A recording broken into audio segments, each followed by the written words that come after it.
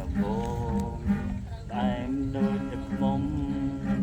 ចុងក្រោយនៅតែយំប្រវត្តិដដែលស្នេហ៍មិនតែបែបនេះឬមួយក៏យ៉ាងណា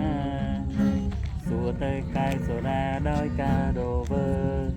វាសល់តែការឈឺចាប់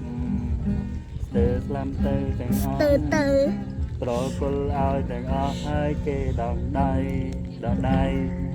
ដូចជាបទចម្រៀងដែលលេងមានតន្ត្រីរូបកាយល្អប្រហែលបេះដូងពិការចឹងភ្នែកនៅតាមលើម៉ាស្ការ៉ាស្រក់ជ្រោក្នុងកែវស្រានរណាទទួលខុសត្រូវអូលាបក្រែមក្រហមឆ្អៅរោគវាក្នុងពណ៌ខ្មៅ